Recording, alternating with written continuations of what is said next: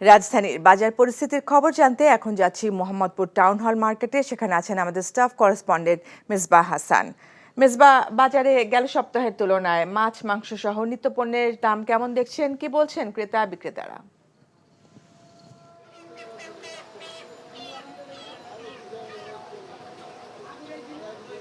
ফারজানা, গ্রীষ্মের খর উত্তপ্ত ছাড়ছে, সেই সাথে বাজারের উত্তাপটা যেন আরেকটু বেশি। গেল সপ্তাহে যে কাঁচা মরিচের দাম ছিল ৮০ থেকে ১০০ টাকা, সেই কাঁচা মরিচ ছাড়িয়েছে ১৫০ টাকারও বেশি। এখন বিক্রি হচ্ছে ১৫০ থেকে ১৭০ টাকা পর্যন্ত।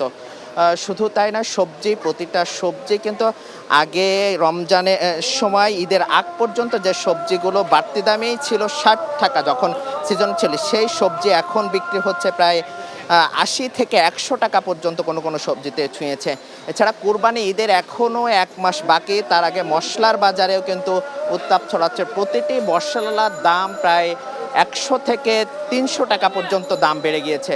আমরা ব্রয়লার মুরগি এবং মুরগির দামটা, সোনালী মুরগির দাম গেল সপ্তাহে কিন্তু ৪০০ টাকা ছুঁয়েছিল, সেই দামটা এখন ৩৫০ টাকাতে এসেছে। কিন্তু ব্রয়লার দাম কিন্তু কখনো বাড়ছে কখনো কমছে। আমরা গেল সপ্তাহে তুলনায় ২২০ থেকে ৩০ টাকা প্রায় এই সপ্তাহ জুড়েই কিন্তু এই বাজার দর কিন্তু রয়েছে। এছাড়া কুরবানির আগে যে মশলার দাম, সেই মশলার দাম কিন্তু এখনো পর্যন্ত বেড়ে চলছে। এছাড়া যদি বাজারের সবচেয়ে ক্রেতা বিক্রেতা উভয়ের সাথে কথা বলছিলাম, তারা যেটি বলছিলেন যে এই যে বাজারের যে অবস্থা, সেটি আসলে কোনোভাবে নিয়ন্ত্রণ করা যাচ্ছে না এবং সরকারের মনিটরিংয়ের বাড়ানোর কথা তারা বলছিলেন। এই ছিল বাজার দর নিয়ে সবশেষ।